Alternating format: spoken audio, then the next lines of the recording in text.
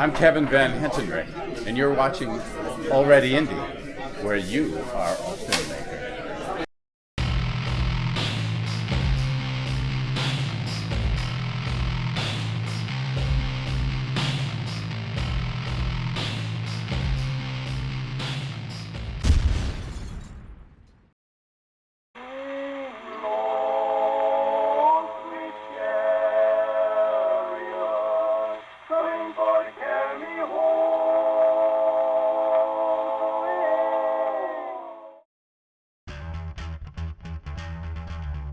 Ilsa plays the social worker with the glasses in the film, in the first film.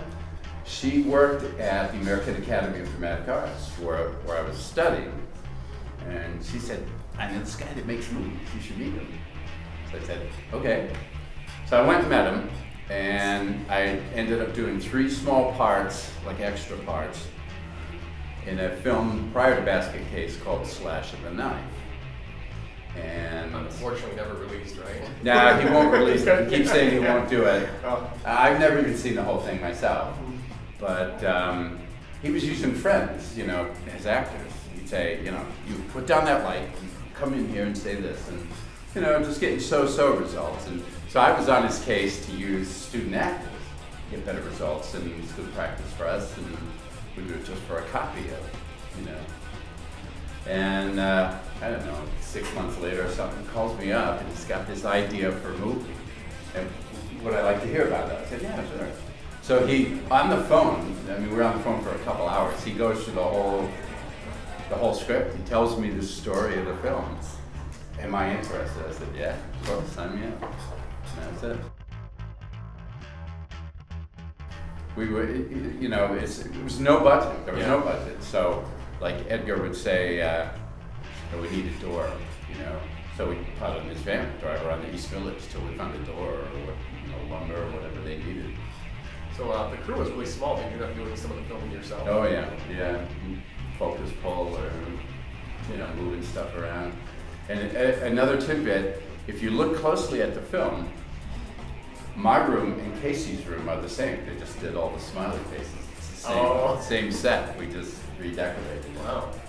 Because we built that in Ilsa's ex, Uchi, his loft is where we built the hallway and the room. That was the whole set.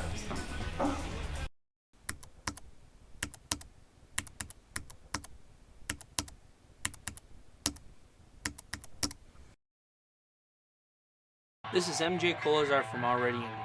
Hopefully you're enjoying the interview. I just wanted to take a couple moments to tell you about alreadyindie.com. It's free to join. You can sign up. At alreadyindie.com, you can see behind the scenes, learn more about us, news section where you can find out upcoming things with Already Indie, terms for film, other things that you won't get just off the show. We're going to have extra content coming pretty soon besides just the Already Indie web show. We're having a discounted pre-sale right now. Every dollar you spend at alreadyindie.com allows us to keep the show going, so please show your support. You can pre-order our poster or 3 different t-shirts from now until November 30th, and they'll be shipping on December 7th when we have them in. The website's free and will stay that way, so please show your support.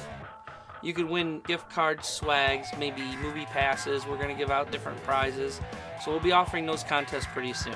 So remember, sign up for alreadyindie.com. It's free to join, and a lot of good stuff coming your way.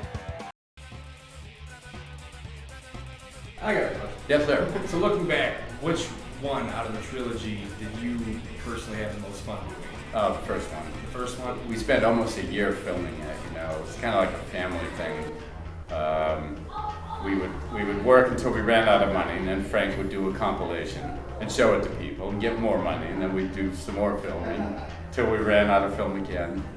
Ilsa would make lunches, you know, for the crew, and if we didn't have enough money for ingredients, we only worked till lunch, you know, and ultra low budget. So yeah, that's cool. And plus Frank, see the other thing is, once you get a bigger budget and you get suits involved, you know, you got guys standing around with clipboards and stopwatches, and so you have a little less freedom then. Like in the first film, I was able to put more of me into it. My favorite example is the bar scene where I'm talking to Casey and I say, Duane and I. You know, after the take, Frank says to me, you said Duane and I said, yeah. He said, people think that's a mistake. I said, no, they don't. I always thought it was a mistake, so that was intentional. No, yeah. I mean, but it makes perfect sense when you think about it. Because they consider them one. Yeah. So, yeah, there's no distinction between the two of them for them. And, you know, a couple of glasses of Patron and they have no idea where they are. Right. Actually, I got a question. As far as like with the studios, did they pick it up after it was made, or the first one, or was there a studio behind it at all, or when did the studios get involved in during the sequels? That's the business part of it. That's really a Frank question. I don't know that stuff. I know we had a lot of interference on the second and third from the suits. Yeah. Another great example is the third one. They have a formula. So many pages is supposed to equal so many minutes of film. And they came to us in the middle of the first week of filming and said, oh, you're ahead, so we're going to cut this scene. So they cut a scene. The last week of filming, then they come back to us, oh my God, we're behind, we need another scene. So that night Frank wrote this scene, and because we'd already lost that location. So he had to write a new scene with the locations we still had left. And that's the scene where I'm running down the hill after we trashed the sheriff's office and I discover he's been shot. I'm talking about the shoe store and all that. That was the scene he wrote, and I paced the parking lot while they lit the scene and learned the lines, and we did it, you know, on the spur of the moment. I thought we pulled it off, you know, with short notice, but you know, that's an example of the suits getting on the wrong side of the camera. Okay, in the first one, you're talking about like locations where you're going and stuff, and kind of like. So you basically what you did was like just went there, didn't really ask permission, kind of like. Is that what you're saying? Oh yeah, yeah. Like you could have gotten in trouble the whole time. Like the Statue of Liberty shot. He said, "We don't have permission to do this. We can't use a tripod. Where you get one take." You know, make it work. And that's what we did. We went there, we did the shot, we ran away. You know? Awesome. That's really cool.